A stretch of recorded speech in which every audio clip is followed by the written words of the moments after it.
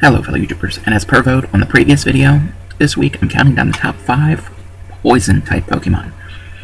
Poison type is a type I'm not overly fond of. They offer very little offensively, and defensively they only have 2 weaknesses, which is good, but it just doesn't make up for it.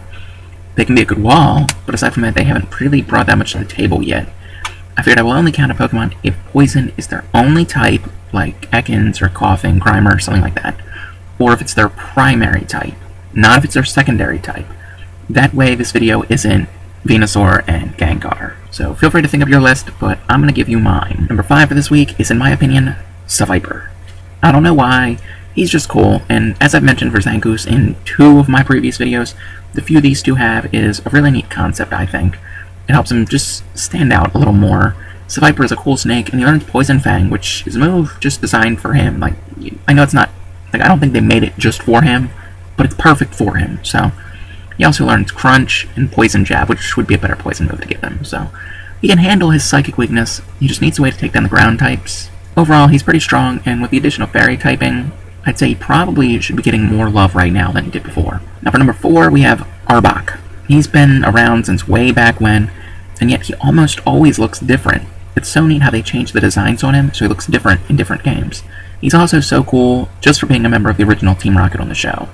Not to mention, he was also my first shiny, which I've now officially said in 3 videos, which kind of ties Seviper and Arbok together, because now they're both probably 2 and 3 on my most referenced list. He's not overly strong, or really that great at anything, but he does have a pretty good moveset. He learns all the Elemental Fangs, Crunch, Earthquake, plus he's a member of my team on my Silver Nuzlocke.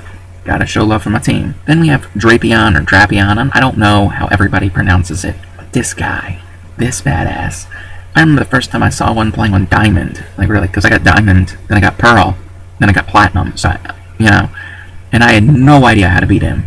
I just went all out attack. He has such a unique typing that eliminates every weakness but one, that being Ground, of course, but he can learn all the Elemental Fangs, Cross Poison, Night Slash, and Toxic Spikes by level. But ready for what makes him even better? Something you're all going to think about from now on whenever you're building a team. Remember, he has one weakness, but he can have the ability Sniper to increase his critical hit damage. And he can learn 2 stab high critical hit ratio moves, Night Slash and Cross Poison.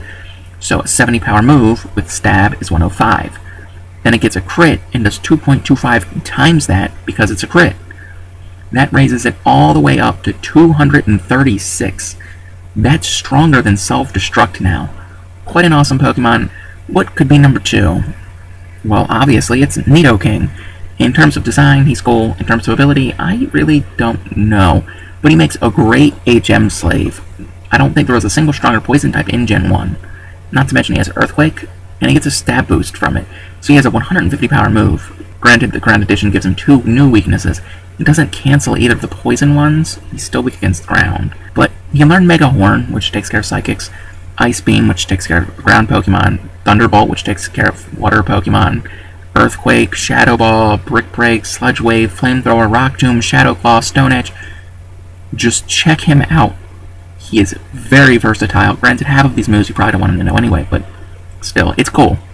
Also, he got stronger when Gen 6 came out, 10 more points on his attack stat, and now he's super effective against fairies, so he's a lot better now. Now, number 1. What could it be? I don't really know why I'm trying to bring mystery to it. I think number 1 this week is really freaking obvious. And if you don't think so, it's because you forgot about this Pokemon and you'll be like, oh, duh. Because number 1 is Crobat. What needs to be said about this guy? He has high stats, he learns great moves, and wait for it, he's the fastest Poison-type Pokemon. He's also the fastest Generation 2 Pokemon. And as if that's not proof enough, he's also the best Poison Pokemon in reference to stats, with a total of 535. I think my point has been made.